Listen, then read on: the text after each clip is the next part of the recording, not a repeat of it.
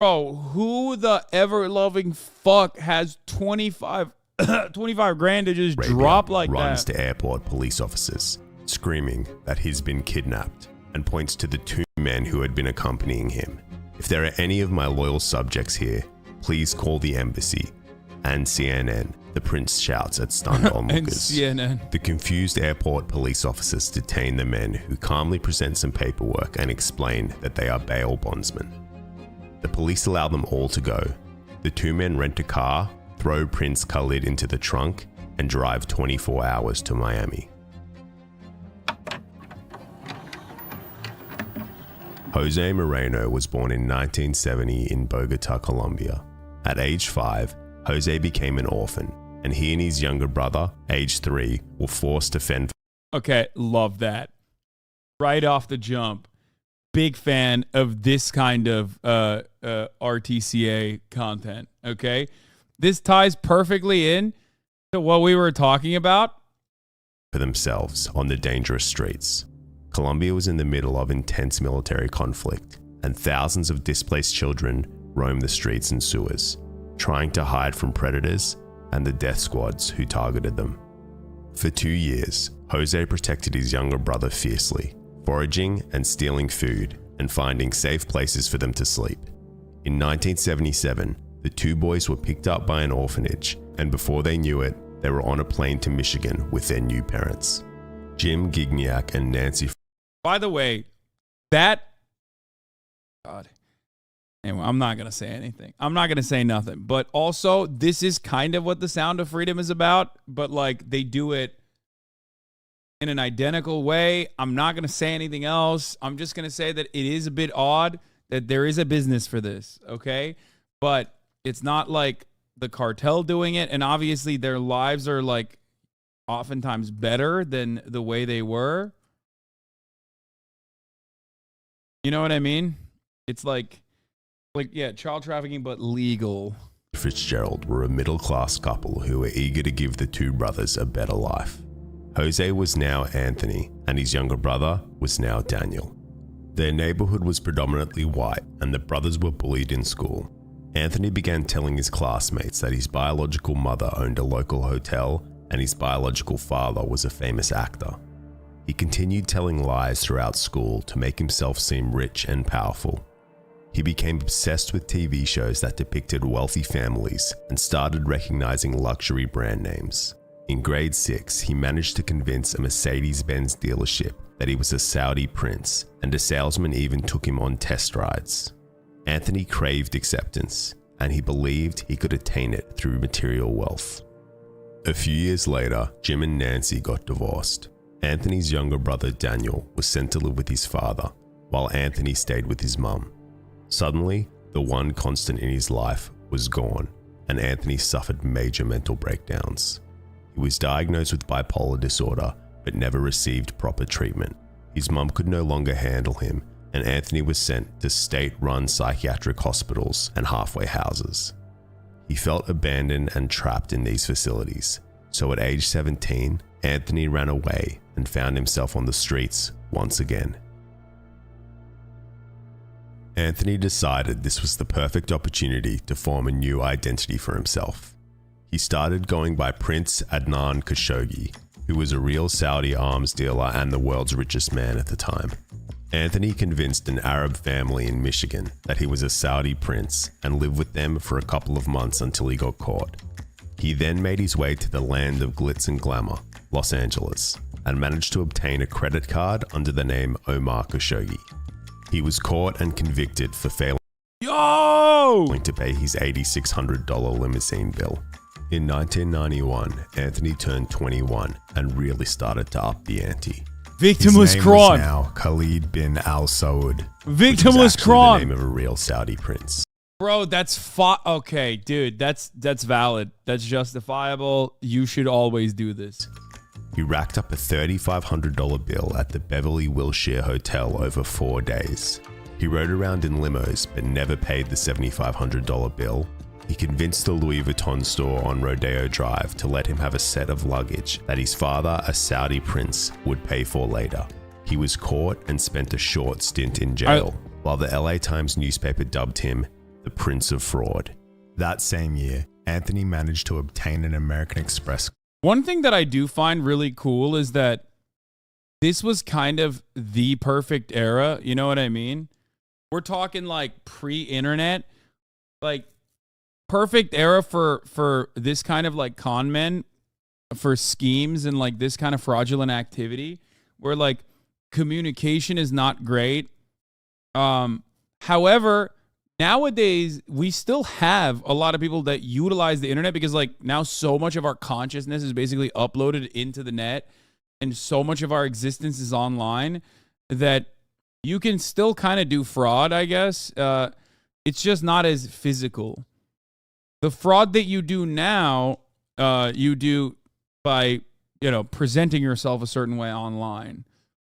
Tate is a good example of this. Yes, exactly. Andrew Tate does a decent job with this. And has done a decent job with this. Khalid bin Al Saud.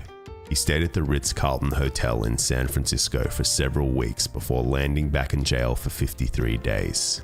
He then violated his probation and spent Christmas at the luxurious Halekulani Hotel in Hawaii. He befriended other guests at the hotel and conned a couple into writing him a check for $8,500 in shares for a Saudi oil company that didn't exist. He then convinced another couple to cover his $20,000 hotel bill before disappearing. In July 1993, Anthony turned up at Disney's Grand... Bro, who the ever-loving fuck has 25 grand to just drop like that? That is fucking nuts. Brother, the type of people that he's scamming, like, they have to be... Like, this also seems like I don't want to say victimless crime, but, like, god damn, if you have 25 bills in 1993 to just write off like that, then it's not the end of the world for you. You know what I mean? Nobody's selling the house and the car to be able to help some random person out by giving them a quick 25 bills. That's nuts. Rich people unironically have too much rich people class consciousness for their own good. They stan a fellow rich guy.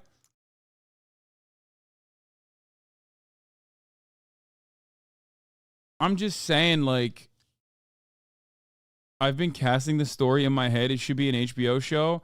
Yeah. The problem is it's not like Anna Delvey, like a cute white lady. So maybe that's the reason why people haven't made this yet. You know what I mean? I just don't. I love con men stories. Catch Me If You Can is great. You know what I mean? But I genuinely don't think that like the people that gave him this kind of money,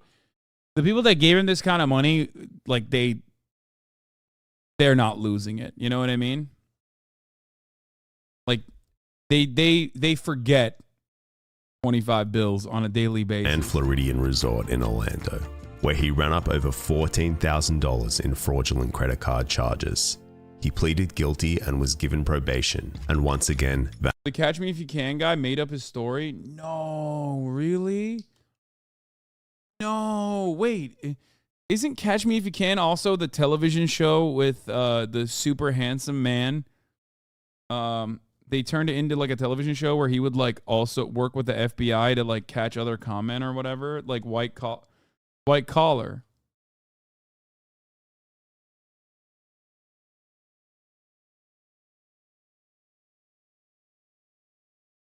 Matt Boner. I low-key love that show. Dude, I had my fucking like CW USA era, okay? It's not CW, USA era, where I would watch White Collar, I watched Suits, but it became unwatchable later. But I certainly did like White Collar when I like the earlier seasons. Vanished. He was caught after he swindled $27,000 out of the Grand Bay Hotel in Miami and $51,000 from the local Saks Fifth Avenue. Burn Notice was never charged for with me. Fraud and grand theft. While in jail, I couldn't get into Burn Notice. Sorry, I'm gonna run this back. Hold on. The Grand Bay Hotel in Miami and $51,000 from the local Saks Fifth Avenue. He was charged with fraud and grand theft. While in jail, Anthony, as Prince Khalid, began calling lawyers to pay his bail. He promised that his father, a Saudi prince, would cover all the legal fees. Oscar Rodriguez was an attorney from Miami who saw this as a great business opportunity and agreed to take on the prince as a client. Oscar Rodriguez hired 2 bail bondsmen to post a $46,000 bond to release the prince. The bondsman picked up Anthony and drove him back to their office to wait for the money from the Saudi royal family. But when hours passed with no sign of the money, the bail bondsman had to drive Anthony back to jail. In the car on the way back, Anthony asked the bondsman to stop at an American Express office. He got out of the car, entered the office hysterically crying, and claimed that he had been mugged and all his credit cards had been stolen. He said he was fearful of how upset his father, the king, would be, and begged to get his cards replaced. The American Express staff asked him to verify his identity by correctly stating his last 2 purchases. Little did they know that Anthony had sneakily promised Rolex watches to other staff members who agreed to give him the correct answers. The next day, American Express issued him a platinum card with a $200 million limit. Oh, dude, this is like, okay, by the way, this low key is like using racism to your advantage. They're like, oh, he's a brown guy and he claims he's Saudi. You know what I mean? He's a brown guy who claims he's Saudi, so like he must be, right? Like if you hit the right kind of like the right sense of entitlement, if you hit that frequency perfectly, these guys are probably used to rich people fucking bullying them all the goddamn time. And the racist patina allows him to like take it to the next level. This is why they constantly lock down my $2,000 credit limit account and I have to call to verify and give info I don't even know about myself.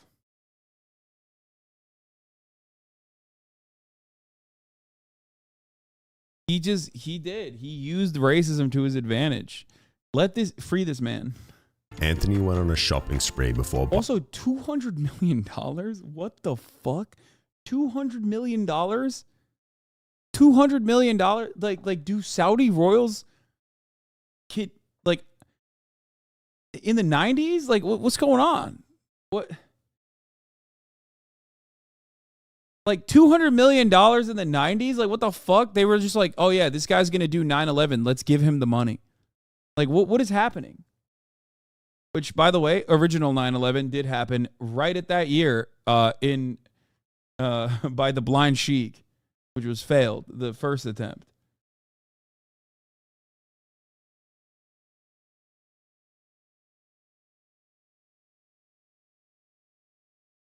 I genuinely don't get it. I don't understand. Like I don't understand why a bank would ever do such a thing.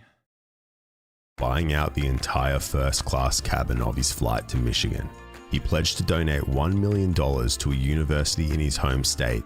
Then he flew back to Miami the same day. Why? The 2 bondsmen who accompanied him the entire trip started to believe he really was a Saudi prince, until they received a phone call from the American Express fraud department. This is when the altercation with LaGuardia airport police officers occurred. Anthony was sentenced to 616 days in prison, but being placed behind bars did nothing to stop his... It's kind of wild that like even financial crimes, I guess like technically it's like kind of a victimless crime, but also even when you're doing rich guy crimes, like even then you get imprisoned for a significantly shorter sentence than like, I don't know, being caught as a poor person with drugs on your body.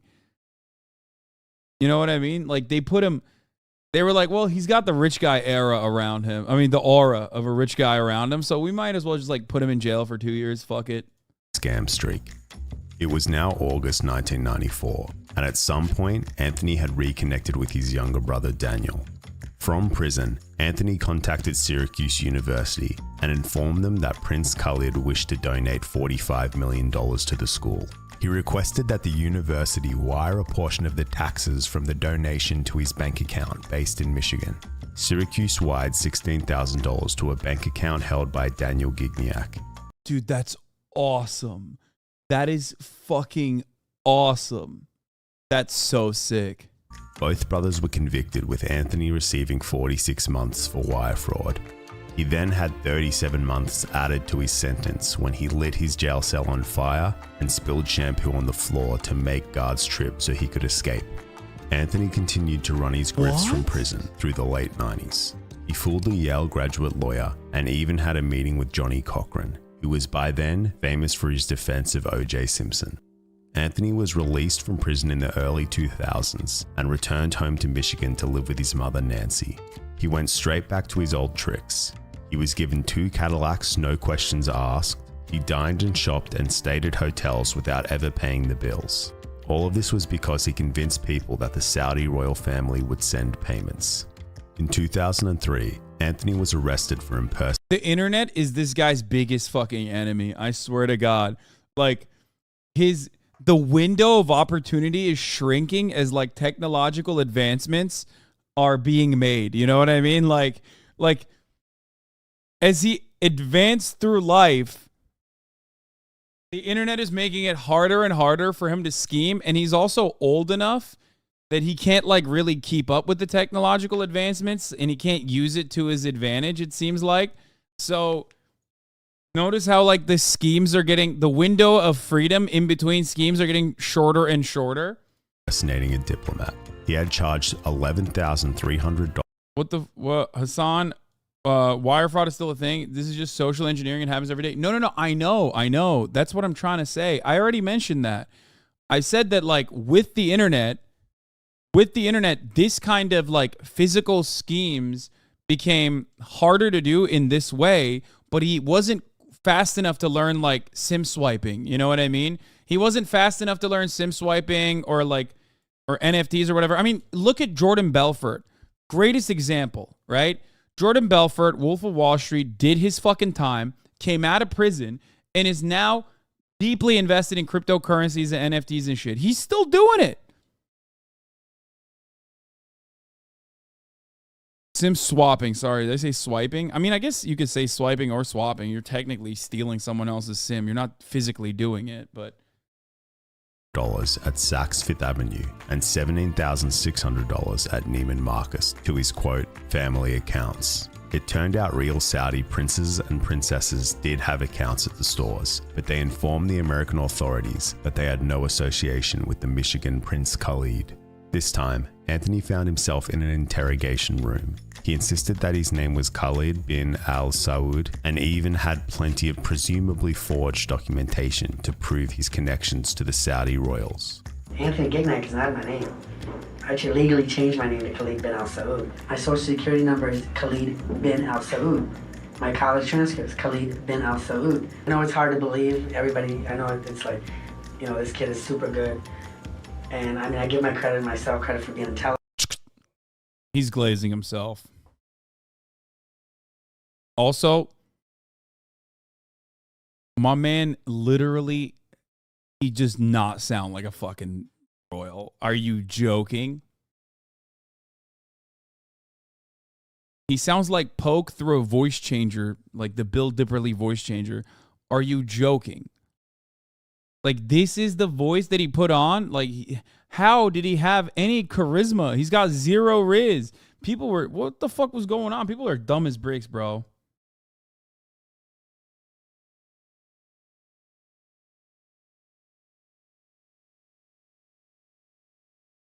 Enough. Okay, well, let me call the embassy and just show you how I can get a hold of the ambassador from Saudi Arabia.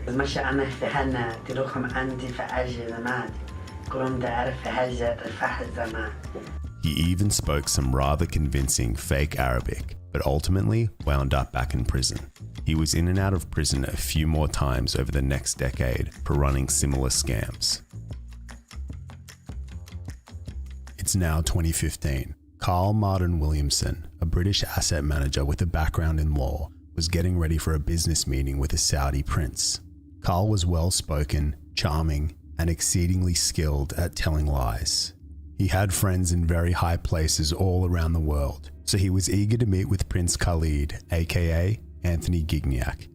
Anthony had been living large in Miami. He was always covered head to toe in designer clothing and jewelry. He also had a new friend, a tiny chihuahua named Foxy, who never left his side.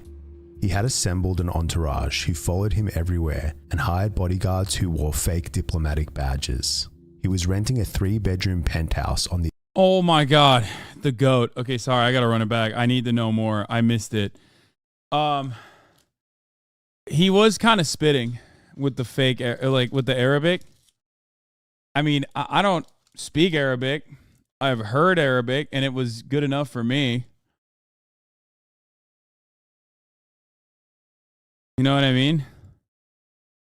Wait, I want to hear... He even spoke some rather convincing fake Arabic, but ultimately wound up back in prison. He was in and out of prison a few more times over the hair! next decade for running similar schemes. I love that he never gave up on having the shittiest hair of all time. I wonder if it actually like hit him with the... I wonder if that was like that was convincing because they were like, oh, well, you know, it's kind of like the owner of the Raiders. You know what I'm saying? No, I heard the fake Arabic. Scams. It's now 2015. Carl Martin Williamson, a British asset manager with a background in law, was getting ready for a business meeting with a Saudi prince. Carl was well-spoken, charming, and exceedingly skilled at telling lies. He had friends in very high places all around the world, so he was eager to meet with Prince Khalid, aka Anthony Gignac. Anthony had been living large in Miami. He was always covered head to toe in designer clothing and jewelry. He also had a new friend, a tiny chihuahua named Foxy, who never left his side. He had assembled an entourage who followed him everywhere and hired bodyguards who wore fake diplomatic badges. He was renting a 3-bedroom penthouse on the exclusive Fisher Island, but told everyone he owned the entire apartment building of 54 luxury units. Isn't this funny that when I went to University of Miami, I had a Saudi friend who also lived on Fisher Island. It's insane. He, of course, was like a real... he was like a real Saudi. He wasn't a royal, but he was a real wealthy Saudi person who went to University of Miami. Yeah. They owned, his dad owned what was it? I think it was a Lamborghini, Lotus, and Bentley. Like they don't anymore. But his dad owned his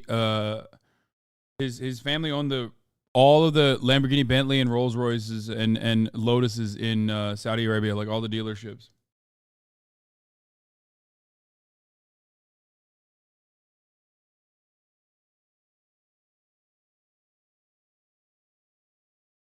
It was like he was back at grade school, telling lies about his status and wealth to win friends.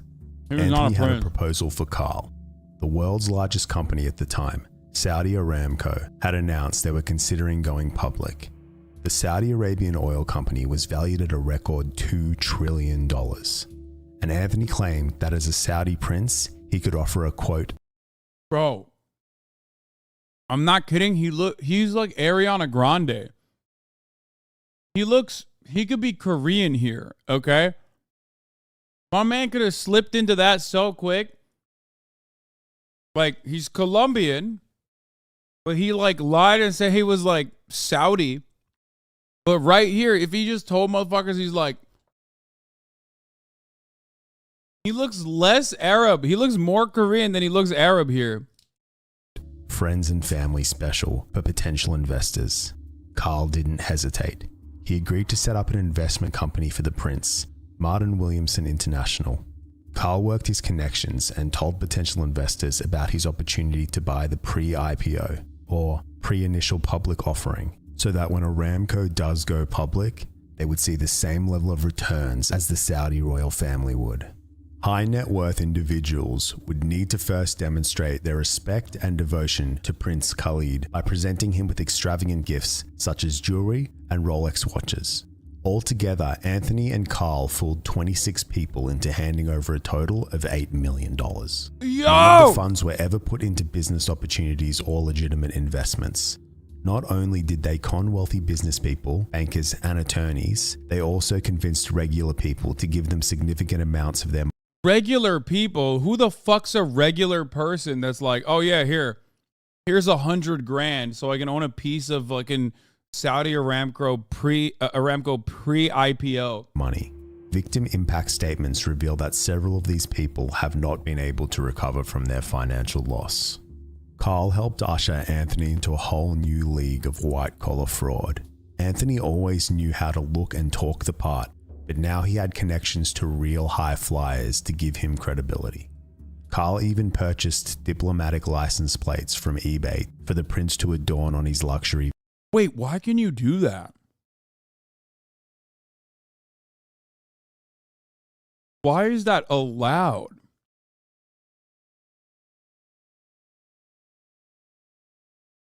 This dude's awesome. Vehicles.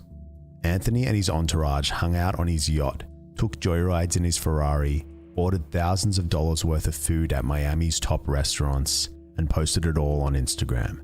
But Anthony's appetite for opulence was only growing, and he soon found his next target.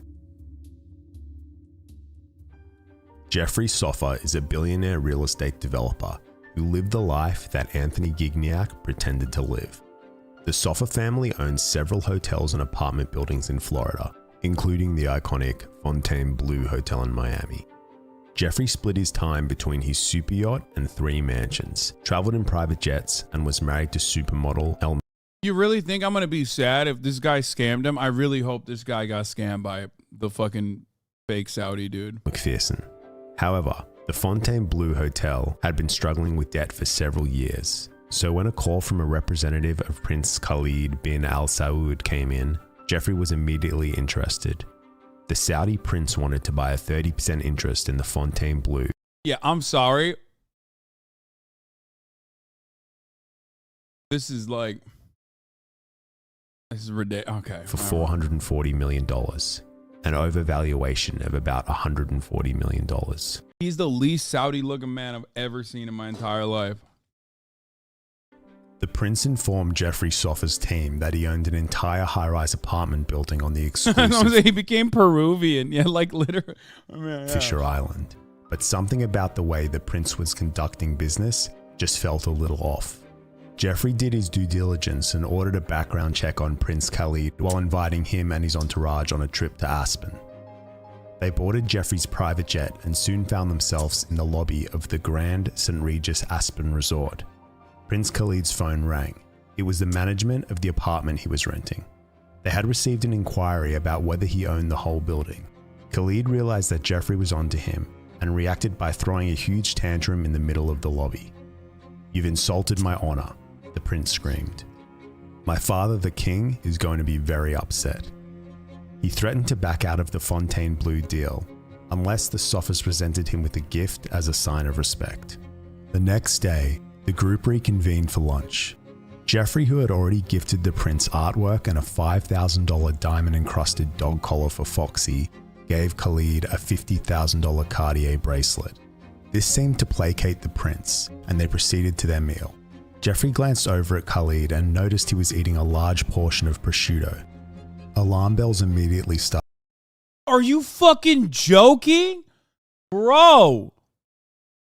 First of all, oh, this is the funniest ending. It's the funniest conclusion. Brother, do cocaine, gamble, engage in usury, drink alcohol, but never eat pork. It is the one rule of Islam, which is not even like a rule, but it's a joke in every fucking Muslim community. Motherfuckers will do everything on the planet, every haram thing under the sun, but they will never eat pork. And when you don't grow up eating pork, unlike me, okay, I even broke that cardinal sin. You don't develop a taste for it. So that's part of the reason why most people who don't even give a shit about Islam will like never turn around and fucking eat pork ever, because they just don't care about it.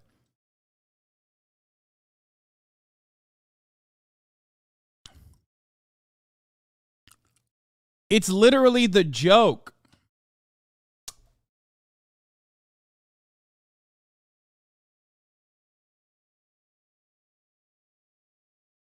Started ringing, as pork is a forbidden meat in the Islamic faith. Back in Miami, Jeffrey and his team started digging deeper into the prince. They enlisted the help of a private investigator who produced a long report of the fake prince's 30-year scam. My Muslim homie from college was bi and did coke but would not touch a piece of bacon. Yeah. Straight up. Straight up, dude. I'm telling you. It's like, it's mostly cultural after a certain point, but it's not even a fucking joke. Like, it is a joke. It is a joke in the Muslim world where it's like, you just don't eat pork. Anthony Gignac had been arrested or convicted 11 My man went to jail for prosciutto times in his life, and it was concluded that he may have really started to believe he was a prince. His goal was to get close with the Soffa family, so he could tell potential investors that he was close with the Soffa family. He had no intention of ever purchasing the Fontainebleau Hotel. This report was then handed over to the FBI, and the Diplomatic Security Service, or DSS, was assigned to the case. Anthony and Carl had been traveling around Dubai, Hong Kong, and London to meet up with more potential investors. They were now offering opportunities to invest in a non-existent casino and pharmaceutical company. Anthony was, of course, flying with someone else's passport. DSS agents were waiting for him when they landed at JFK International Airport on the 19th of November 2017.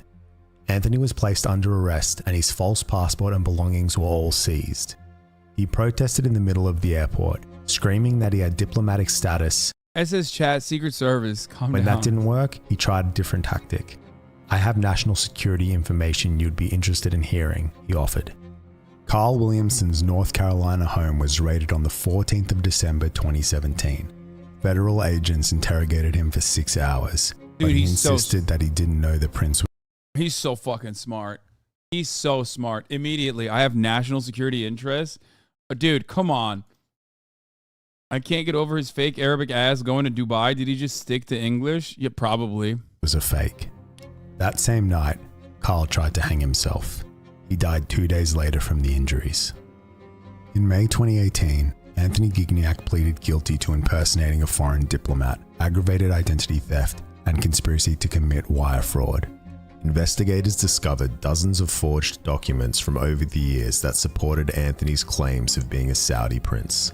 Federal agents seized $450,000 worth of jewelry, along with $80,000 in cash and various pieces of...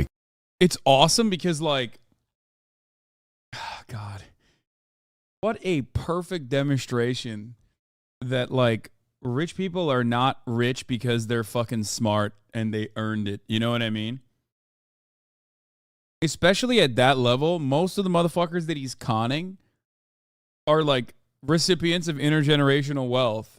So they just think, oh, this is one of our own. You know what I mean? It's awesome. I mean, this guy was so dumb. He was eating fucking pork while portraying himself as like a Saudi guy. Ay. It's 2017. How did he not know the internet is booming? I think that in the internet era, like he did the Instagram shit. Like he used the internet to his, like I was saying, he used the internet to his advantage because you can do like really solid, you can portray yourself a certain way, just like I said with Andrew Tate in the internet era, and capture the attention of like people because he just looks a certain way. Expensive artwork. However, it was discovered that some of Anthony's watches and jewelry were fake, and much of his bling were actually cheap glued-on diamonds.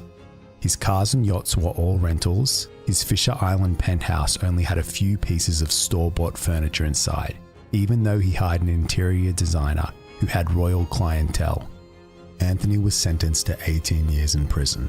He finally owned up in front of the judge. Quote, "The entire blame of this entire operation is on me, and I accept that." He is currently serving his sentence at the Federal Detention Center in Miami. Thank you so much for watching. If you'd like to... My boyfriend is obsessed with you, and we just had sex with you in the background. Thanks, Hasan. You're welcome, Rafiki, DJ. I hope you guys had great sex.